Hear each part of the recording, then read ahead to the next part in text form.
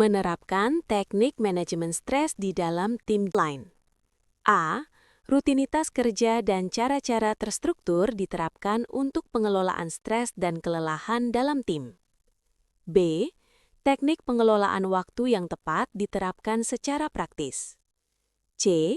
Program pelatihan dan pengembangan baik untuk individu atau anggota tim dilaksanakan sesuai jadwal kerja. D. Cara praktis dan teknik pengelolaan waktu yang tepat dievaluasi secara teratur. E. Kemauan tim dikembangkan secara konsisten terhadap sumber dukungan internal dan eksternal. Tujuan: peserta dapat membuat rutinitas kerja dan cara-cara terstruktur diterapkan untuk pengelolaan stres dan kelelahan dalam tim. A. Rutinitas kerja dan cara-cara terstruktur diterapkan untuk pengelolaan stres dan kelelahan dalam tim. 1. Prinsip dasar. Rutinitas dan struktur sebagai pengendali stres. Pengelolaan stres dan kelelahan tidak efektif jika hanya reaktif. Ia harus diwujudkan melalui rutinitas kerja dan struktur yang konsisten, sehingga stres terdeteksi lebih awal, beban kerja terkendali, pemulihan terjadi tepat waktu, kinerja tetap berkelanjutan. Struktur kerja yang baik sama dengan pencegahan stres terbaik. 2. Rutinitas kerja terstruktur untuk manajemen stres. A. Rutinitas harian. Diterapkan oleh setiap anggota tim. Komponen wajib, daily planning singkat 10 menit, 3-5 prioritas utama, estimasi energi dan beban, time blocking, fokus kerja utama, waktu admin, micro break terjadwal, setiap kurang lebih 90 menit. Manfaat: mengurangi chaos harian, menurunkan kelelahan mental. B. Rutinitas mingguan. Diterapkan oleh tim dan atasan, komponen, weekly review, beban kerja, hambatan, kondisi stamina dan stres, penyesuaian prioritas, redistribusi tugas bila perlu, check-in psikologis ringan. Manfaat: mencegah stres kronis, menjaga ritme kerja tim. C. Rutinitas bulanan. Diterapkan oleh manajemen, komponen, review KPI dan kapasitas tim, evaluasi lembur, absensi, turnover, identifikasi tren kelelahan. Manfaat: perbaikan sistemik, pencegahan burnout jangka panjang. 3. Cara-cara terstruktur dalam pengelolaan stres dan kelelahan. A. Struktur beban kerja. Teknik: pembatasan jumlah tugas aktif, penetapan target berbasis kapasitas, SOP alur kerja jelas. B. Struktur waktu dan recovery. Teknik: cut-off jam kerja, jadwal istirahat resmi, recovery period setelah beban tinggi. C. Struktur komunikasi dan dukungan. Teknik: coaching rutin, one-on-one, forum evaluasi tanpa menyalahkan, jalur eskalasi stres jelas. D. Struktur pemantauan stres. Teknik: skala stres dan energi berkala, pencatatan kejadian stres signifikan, review tindak lanjut. 4. Integrasi ke sistem dan SOP tim. Agar berkelanjutan, rutinitas dimasukkan ke SOP kerja tim, job description atasan, agenda meeting rutin, tetapkan peran, frekuensi, bukti pelaksanaan. 5. Indikator rutinitas dan struktur berjalan efektif. Indikator individu, fokus kerja meningkat, kelelahan berkurang, recovery lebih cepat. Indikator tim, konflik menurun, absensi dan turnover rendah, performa stabil. Indikator sistem, rutinitas dijalankan konsisten, evaluasi terdokumentasi, perbaikan berkelanjutan. 6. Kesalahan umum yang harus dihindari. Rutinitas terlalu kompleks, tidak ada penanggung jawab, hanya formalitas tanpa tindak lanjut, menyamakan semua kondisi stres. B. Teknik pengelolaan waktu yang tepat diterapkan secara praktis. 1. Prinsip dasar. 2. Teknik pengelolaan waktu yang diterapkan secara praktis. 3. Peran atasan dalam penerapan. 4. Indikator teknik berjalan efektif. 5. Kesalahan umum yang harus dihindari. 1. Prinsip dasar. Dalam konteks tim kerja, terutama tim penjualan atau operasional, masalah stres paling sering bukan karena kurang waktu, tetapi karena waktu tidak terstruktur. Maka, teknik pengelolaan waktu harus sederhana, konsisten, terintegrasi dengan target, KPI, mudah dipantau atasan. 2. Teknik pengelolaan waktu yang diterapkan secara praktis. A. Penetapan prioritas kerja yang jelas. Priority control. 3 prioritas utama harian. Setiap anggota tim hanya wajib menyelesaikan 3 tugas paling kritikal per hari. Klasifikasi, wajib hari ini, bisa ditunda, delegasi. Penerapan praktis, ditentukan di awal hari, 5-10 menit, dilaporkan singkat ke atasan atau tools kerja. Dampak ke stres, mengurangi tekanan tugas menumpuk, fokus meningkat. B. Time blocking, blok waktu kerja. Teknik, waktu kerja dibagi ke blok spesifik, fokus utama atau deep work, aktivitas rutin atau admin, follow up, istirahat. Contoh praktis, sales, 9-11, prospek dan closing, 11-11:15, break, 13-14, admin dan laporan. Dampak ke stres, mengurangi multitasking, energi lebih stabil. C. Pembatasan pekerjaan paralel, work in progress limit. Teknik, batas maksimal tugas aktif, individu 3-5 tugas, tim ditentukan per peran. Penerapan, tugas baru hanya masuk jika ada yang selesai. Berlaku untuk email, proyek, follow up. Dampak ke stres, menekan kelelahan mental, menghindari overload. D. Teknik estimasi waktu realistis. Teknik, tambahkan buffer 20-30% dari estimasi normal. Pisahkan waktu kerja, waktu komunikasi, waktu gangguan. Penerapan praktis digunakan saat menyusun rencana harian atau mingguan, diverifikasi saat weekly review. Dampak ke stres, mengurangi tekanan target tidak realistis. E. Rutinitas review dan penyesuaian waktu. Teknik, daily wrap-up 5 menit, apa yang selesai, apa yang tertunda. Weekly review 15-30 menit, beban waktu, bottleneck. Dampak ke stres, rasa kontrol meningkat, frustasi berkurang. F. Batasan waktu kerja dan recovery. Teknik, jam kerja jelas, cut-off komunikasi non-darurat, waktu pemulihan setelah beban tinggi. Penerapan praktis, disepakati sebagai aturan tim, didukung manajemen. Dampak ke stres, mencegah kelelahan kronis, work-life balance terjaga. 3. Peran atasan dalam penerapan. Pengelolaan waktu tidak akan berjalan tanpa contoh dari atasan. Atasan wajib tidak memberi tugas mendadak tanpa prioritas jelas, menghormati time blocking tim, menyesuaikan target dengan kapasitas waktu.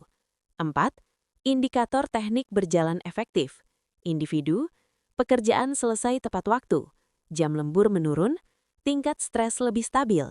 Tim, konflik akibat deadline menurun, alur kerja lebih rapi, produktivitas konsisten. Sistem, rutinitas dijalankan rutin, ada dokumentasi dan evaluasi. 5. Kesalahan umum yang harus dihindari. Terlalu banyak target harian, time blocking hanya formalitas, tidak ada batasan jam kerja, semua tugas dianggap prioritas. C. Program pelatihan dan pengembangan baik untuk individu atau anggota tim dilaksanakan sesuai jadwal kerja. Struktur organisasi penjualan adalah susunan peran, tanggung jawab dan jalur koordinasi dalam fungsi penjualan agar target omset, volume, dan market share dapat tercapai secara efektif. 1. Head of Sales atau Sales Director. 2. Sales Manager. 3. Sales Supervisor atau Sales Coordinator. 4. Sales Executive atau Sales Representative. 5. Key Account Manager jika ada. 6. Sales Support atau admin penjualan. 1. Prinsip dasar program pelatihan berbasis manajemen stres. Program pelatihan tidak boleh menjadi sumber stres baru.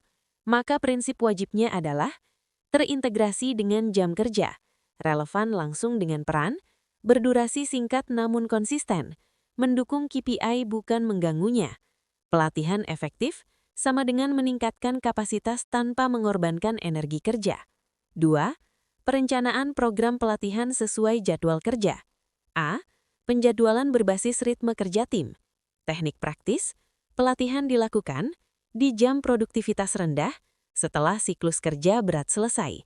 Durasi ideal 30-90 menit per sesi. Contoh, weekly micro training 45 menit, monthly refreshment 1-2 jam. B. Integrasi ke rutinitas kerja. Teknik, pelatihan dimasukkan ke dalam kalender kerja resmi, agenda meeting rutin, tidak dijadwalkan di luar jam kerja normal. Dampak ke stres, tidak ada lembur pelatihan, kepatuhan meningkat. C. Bentuk program pelatihan dan pengembangan yang efektif. A. Pelatihan individu atau individual development. Fokus, manajemen waktu dan prioritas, regulasi emosi dan tekanan target, teknik pemulihan energi. Metode, coaching singkat, e-learning modular, self-assessment. B. Pelatihan tim atau team-based development. Fokus, manajemen stres kolektif, komunikasi sehat, kerjasama di situasi tekanan tinggi. Metode, diskusi kasus nyata, simulasi situasi kerja, role play ringan. C. Pelatihan on the job, fokus, praktek langsung di pekerjaan, perbaikan proses kerja. Metode, mentoring, observasi terstruktur, feedback cepat. 4. Pengendalian beban agar pelatihan tidak menjadi stresor. Langkah wajib, tidak ada tugas tambahan berlebihan, materi aplikatif bukan teoritis, evaluasi ringan tanpa ujian berat. 5. Penjadwalan program pelatihan.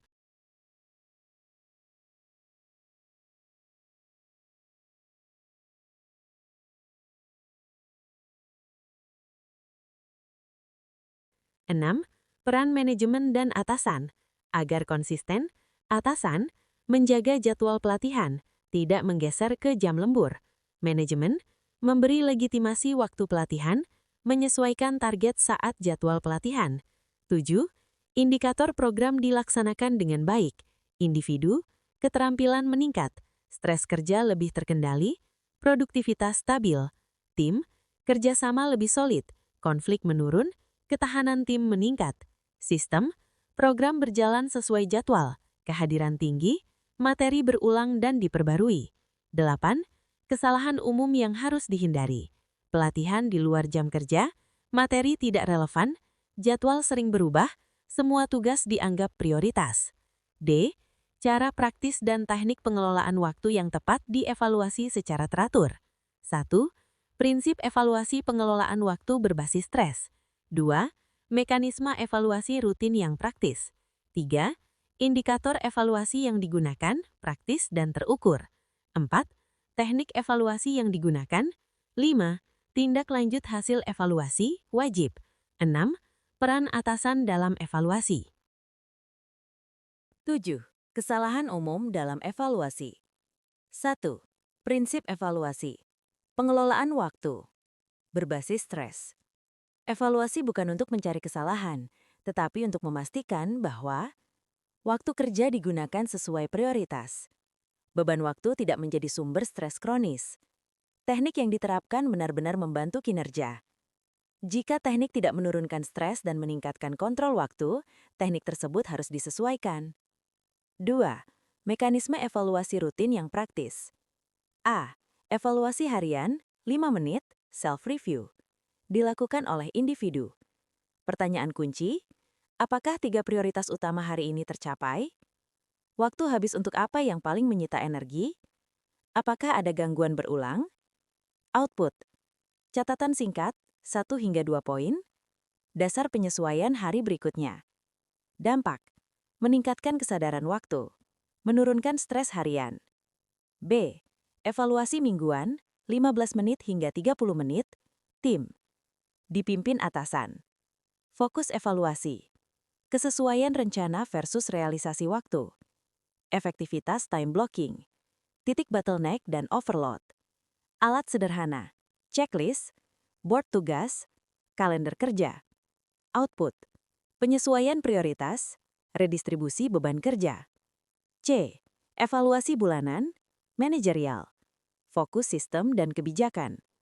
Yang dievaluasi, pola lembur, target versus kapasitas waktu, keterkaitan waktu kerja dengan stres dan performa. Output. Perbaikan SOP waktu, penyesuaian target atau KPI. 3. Indikator evaluasi yang digunakan, praktis dan terukur. A. Indikator individu. Penyelesaian tugas tepat waktu, frekuensi kerja lembur, skala stres dan energi, self-rating. B. Indikator tim. Ketepatan deadline tim, jumlah konflik akibat waktu, stabilitas produktivitas. C. Indikator sistem. Kepatuhan time blocking, konsistensi rutinitas review, penurunan kasus overload. 4. Teknik evaluasi yang digunakan. A. Checklist evaluasi waktu. Contoh item, prioritas harian jelas, blok waktu dihormati, gangguan terkendali. B. Review berbasis kasus nyata. Evaluasi pekerjaan yang gagal tepat waktu. Fokus pada proses bukan individu. C. Survei singkat, 1 hingga 5 skala. Persepsi kontrol waktu, skala stres akibat deadline. 5. Tindak lanjut hasil evaluasi, wajib. Evaluasi tidak boleh berhenti di laporan. Tindak lanjut, penyesuaian jumlah tugas, perubahan alur kerja, penambahan buffer waktu, pelatihan ulang teknik waktu. 6. Peran atasan dalam evaluasi. Atasan wajib menjaga evaluasi tetap objektif, tidak menghukum keterlambatan yang bersifat sistemik, memberi contoh pengelolaan waktu sehat. 7. Kesalahan umum dalam evaluasi. Evaluasi terlalu rumit. Tidak ada tindak lanjut. Fokus ke individu bukan sistem. Evaluasi hanya saat masalah muncul. E. Kemauan tim dikembangkan secara konsisten terhadap sumber dukungan internal dan eksternal. 1.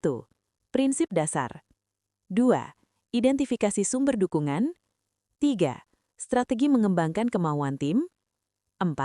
Teknik praktis untuk mendorong pemanfaatan dukungan. 5. Integrasi ke sistem kerja. 6. Indikator kemauan tim berkembang. 7. Kesalahan umum yang harus dihindari. 1. Prinsip dasar. Masalah utama dalam manajemen stres tim bukan ketiadaan dukungan, tetapi tim tidak mau atau tidak terbiasa menggunakan dukungan, ada stigma, minta bantuan sama dengan lemah, tidak tahu kapan dan kemana harus meminta bantuan. Maka fokus strategi adalah membangun kemauan yang konsisten, bukan sekedar menyediakan fasilitas. 2. Identifikasi sumber dukungan. A. Dukungan internal.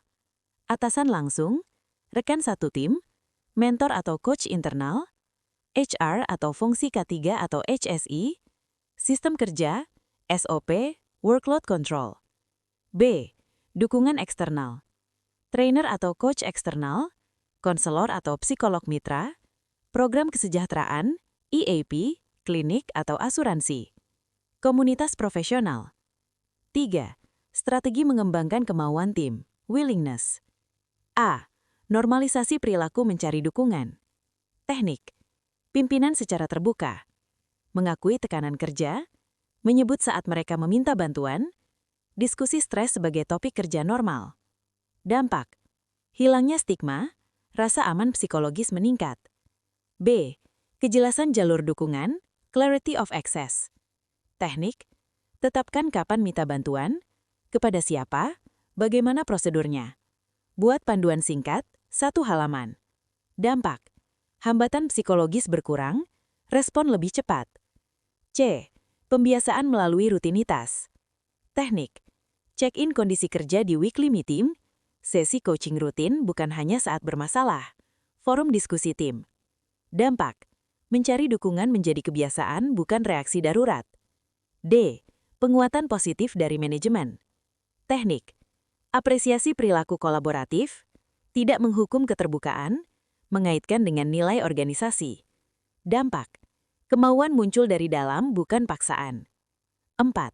Teknik praktis untuk mendorong pemanfaatan dukungan. A. Sistem buddy atau peer support. Pasangan rekan kerja, saling memantau beban dan stres. B. Coaching singkat dan terjadwal. 20 hingga 30 menit. Fokus solusi bukan evaluasi kinerja. C. Eskalasi aman. Kanal khusus untuk tekanan tinggi, tanpa konsekuensi negatif. D. Akses dukungan eksternal yang mudah. Informasi jelas, proses sederhana, kerahasiaan dijamin. 5. Integrasi ke sistem kerja. Agar konsisten, masukkan ke dalam SOP tim, job description atasan, agenda meeting rutin. Jadikan bagian dari budaya kerja. 6. Indikator kemauan tim berkembang. Individu. Lebih terbuka menyampaikan beban, proaktif meminta bantuan, stres lebih terkendali. Tim. Kolaborasi meningkat, konflik menurun, resiliensi tim lebih kuat. Sistem. Kanal dukungan digunakan, tindak lanjut berjalan, tidak ada stigma terbuka. 7. Kesalahan umum yang harus dihindari. Dukungan ada tapi tidak disosialisasikan, respon lambat saat tim meminta bantuan, kerahasiaan tidak dijaga, pimpinan tidak memberi contoh.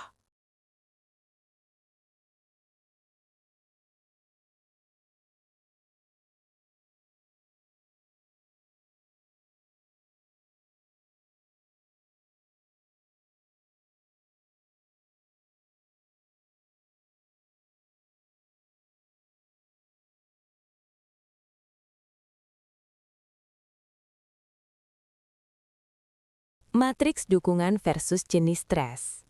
Jenis stres, target tinggi, bentuk dukungan, review KPI dan prioritas, penanggung jawab, manajer. Jenis stres, overload kerja, bentuk dukungan, redistribusi tugas, penanggung jawab, manajer. Jenis stres, konflik tim, bentuk dukungan, mediasi, manajer, HR. Jenis stres, kurang skill, bentuk dukungan, training dan mentoring, penanggung jawab, manajer. Jenis stres, burnout, bentuk dukungan, recovery dan counseling, HR atau manajer. Indikator dukungan diberikan dengan baik. Indikator individu, keterbukaan meningkat, emosi lebih stabil, fokus kerja membaik. Indikator tim, turnover menurun, konflik berkurang, performa stabil. Indikator sistem, dukungan terdokumentasi, program berjalan konsisten, evaluasi berkala dilakukan. Kesalahan umum dalam memberi dukungan, menganggap stres urusan pribadi, hanya memberi motivasi verbal, dukungan reaktif saat masalah besar, tidak ada tindak lanjut. E. Teknik untuk pengurangan, pengelolaan, penanganan stres dalam tim diterapkan secara konsisten. 1. Prinsip kunci, konsistensi sebagai faktor keberhasilan. 2. Teknik pengurangan stres, preventif. 3. Teknik pengelolaan stres saat bekerja. 4. Teknik penanganan stres, korektif. 5. Mekanisme menjaga konsistensi penerapan. 6. Indikator teknik diterapkan konsisten. 7. Kesalahan umum yang menggagalkan konsistensi. Prinsip kunci, konsistensi sebagai faktor keberhasilan. Teknik manajemen stres dikatakan efektif bila diterapkan secara konsisten, menjadi bagian dari rutinitas kerja, dan didukung kebijakan dan atasan, dievaluasi dan diperbaiki secara berkala, PDCA. Tanpa konsistensi, teknik hanya bersifat simbolik. Teknik pengurangan stres, preventif. Agar komprehensif, teknik dibagi menjadi 3 lapisan. Kurangi, kelola, tangani. Teknik, penataan target berbasis kapasitas, pembatasan jumlah tugas aktif, review beban kerja mingguan. Konsisten bila dilakukan rutin bukan saat krisis, berbasis data aktivitas. Teknik pengelolaan stres saat bekerja, diterapkan selama tekanan berlangsung. A. Coaching dan check-in berkala. Teknik, one-on-one rutin, diskusi proses dan emosi kerja. B. Micro recovery terjadwal. Teknik, break singkat setiap 90 menit, peregangan atau pernafasan. C. Dukungan sosial tim. Teknik, body system resmi, forum sharing aman. Teknik penanganan stres, korektif. Diterapkan saat stres sudah berdampak nyata. A. Intervensi manajerial. Teknik, penyesuaian target sementara, redistribusi tugas, penjadwalan ulang prioritas. B. Dukungan profesional. Teknik, HR support, counseling, request relief. Mekanisme menjaga konsistensi penerapan. A. Integrasi ke sistem kerja. SOP job description, KPI leader, agenda meeting rutin. B. Dokumentasi dan monitoring. Log check-in stres, catatan coaching, rekap beban kerja. C. Evaluasi berkala, PDCA. Bulanan, evaluasi efektivitas, kuartalan, perbaikan teknik. Indikator teknik diterapkan konsisten. Indikator individu. Emosi lebih stabil. Fokus kerja meningkat. Recovery lebih cepat. Indikator tim. Turnover menurun. Konflik berkurang. Performa stabil. Indikator sistem. Jadwal berjalan. Bukti implementasi ada. Tindak lanjut jelas. Kesalahan umum yang menggagalkan konsistensi. Teknik terlalu banyak dan kompleks. Bergantung pada motivasi sesaat, tidak ada peran penanggung jawab, tidak dievaluasi. F. Teknik pengelolaan stamina tubuh diterapkan secara efektif. 1. Prinsip dasar, stamina sebagai bagian dari manajemen stres. 2. Area teknik pengelolaan stamina yang harus diterapkan. 3. Integrasi teknik stamina ke sistem tim. 4. Peran atasan dalam efektivitas penerapan. 5. Indikator teknik diterapkan secara efektif. 6. Kesalahan umum dalam pengelolaan stamina. Prinsip dasar, stamina sebagai bagian dari manajemen stres. Dalam tim, terutama tim penjualan, stamina tubuh adalah fondasi ketahanan stres. Teknik pengelolaan stamina dikatakan efektif bila dilakukan rutin dan berkelanjutan, relevan dengan pola kerjanya, didukung oleh sistem dan atasan, memberi dampak nyata pada performa dan pemulihan. Stamina bukan isu personal semata, tetapi aset kerja tim. Area teknik pengelolaan stamina yang harus diterapkan. A. Pengaturan beban kerja dan ritme kerja. Teknik, penyeimbangan target versus kapasitas fisik. Time blocking berbasis energi, pembatasan jam kerja berlebih. Efektif bila jam kerja lebih stabil, lembur menjadi pengecualian bukan kebiasaan. B. Kejelasan peran dan proses. Teknik, SOP kerja jelas. Alur eskalasi masalah. Dampak, mengurangi kebingungan dan frustasi. C. Manajemen waktu terstruktur. Teknik, daily dan weekly planning, time blocking, cut-off jam kerja. D. Dukungan sosial dalam tim. Teknik, psychological safety, body system resmi, forum evaluasi tanpa menyalahkan. E. Dukungan kompetensi dan keterampilan. Teknik, training berbasis gap, sharing best practice, role play dan mentoring. C. Dukungan kesehatan dan pemulihan. Teknik, recovery time resmi, akses counseling atau HR support, edukasi manajemen stres. Integrasi teknik stamina ke sistem tim. Teknik stamina harus dimasukkan ke SOP kerja, dijadwalkan rutin misalnya check-in stamina mingguan, didukung atasan dan manajemen, dievaluasi berkala. Contoh, polisi cut-off jam kerja, program wellness terintegrasi. Peran atasan dalam efektivitas penerapan. Atasan wajib memberi contoh stamina sehat, memonitoring beban kerja, memberi umpan balik cepat, tidak mendorong lembur kronis. Indikator teknik diterapkan secara efektif. Indikator individu, energi stabil sepanjang hari. Recovery cepat setelah beban tinggi. Indikator tim, absensi rendah, produktivitas konsisten, kolaborasi baik. Indikator sistem, polisi stamina dijalankan, evaluasi rutin dilakukan. Kesalahan umum dalam pengelolaan stamina. Mengabaikan stamina fisik, fokus mental saja. Teknik sementara, bukan rutin. Tidak ada dukungan sistem, atasan tidak terlibat. A. Potensi sumber kelelahan dan stres di lingkungan kerja ditentukan berdasarkan kondisi kerja. B. Teknik pengelolaan stres dalam tim dikembangkan sesuai kebijakan organisasi. C. Teknik pencapaian KPI dan prioritas pekerjaan dikembangkan secara berkala. D. Dukungan diberikan dalam pengelolaan stres pada anggota tim. E. Teknik untuk pengurangan, pengelolaan, penanganan stres dalam tim diterapkan secara konsisten. F. Teknik pengelolaan stamina tubuh diterapkan secara efektif. F. Batasan waktu kerja dan recovery.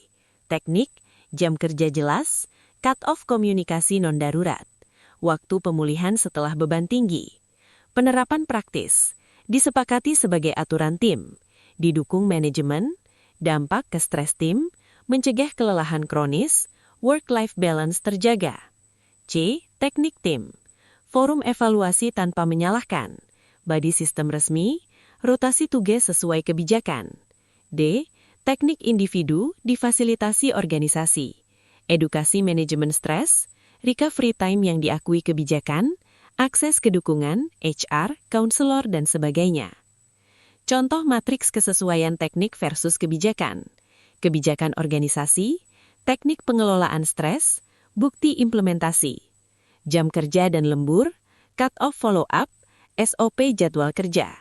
K3 dan keselamatan kerja, micro break dan recovery. Log kerja. KPI dan kinerja, coaching berbasis proses, catatan coaching. Etiko kerja, psychological safety, notulen meeting. Indikator teknik selaras kebijakan, indikator utama, tidak bertentangan dengan aturan resmi, didukung oleh manajemen, konsisten diterapkan lintas tim.